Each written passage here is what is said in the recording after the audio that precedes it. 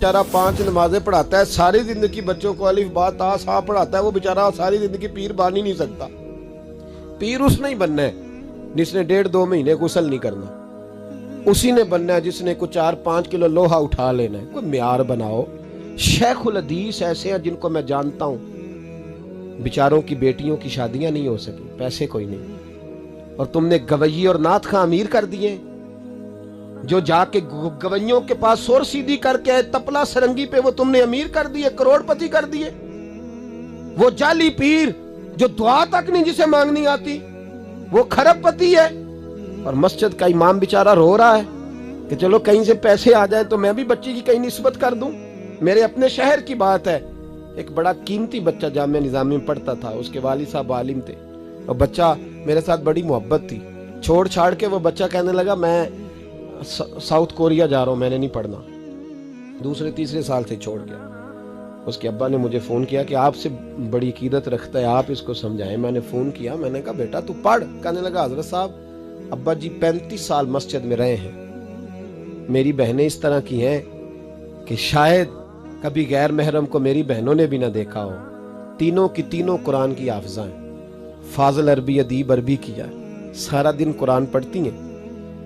थक गया मेरा बूढ़ा सफेद दाढ़ी वाला आलिम बाप रिश्ता ढूंढते पर रिश्ता नहीं मिला, क्योंकि हम मस्जिद की छत पे रहते हैं। एक बीबी रिश्ता देखने आई थी, और जब वो छत पे चढ़ने लगी, रिश्ता दिखाने वाली उसको लेके आई, छत पे चढ़ने लगी तो चढ़ते चढ़ते कहने लगी ओहो ये मस्जिद में रहते हैं,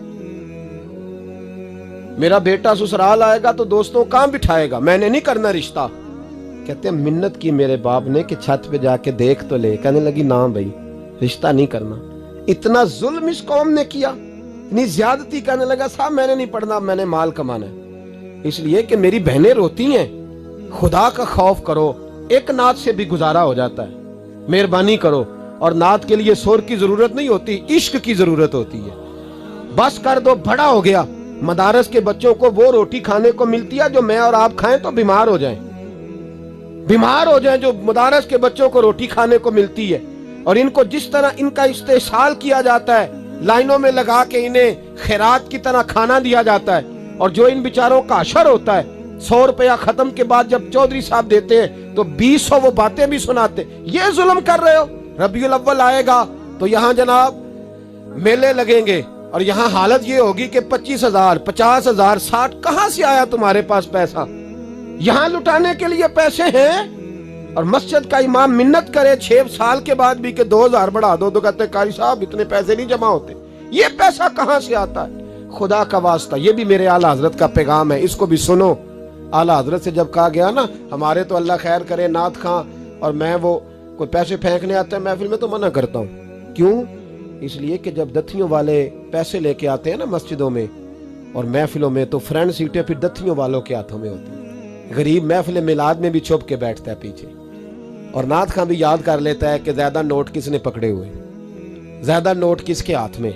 वो फिर कहता है हाजी साहब है शेर तुहाडी नजर जे। मैं क्या बदबख्ता, नबी पाक दे नाम दा शेर भी बंदे दी नजर हो सकता है, जिसमें हुजूर की तारीफ हो रही हो, बंदे की नजर किस तरह हो गई? शर्म करो, डरो अल्लाह ताला। सिर्फ दौलत की खातर ये भी फिक्र रजा है, करूं मद है अहले दुवल रजा, मैं करूं मद है अहले दुवल रजा, पड़े इस बला में मेरी भला, मैं गदा हूं अपने करीब।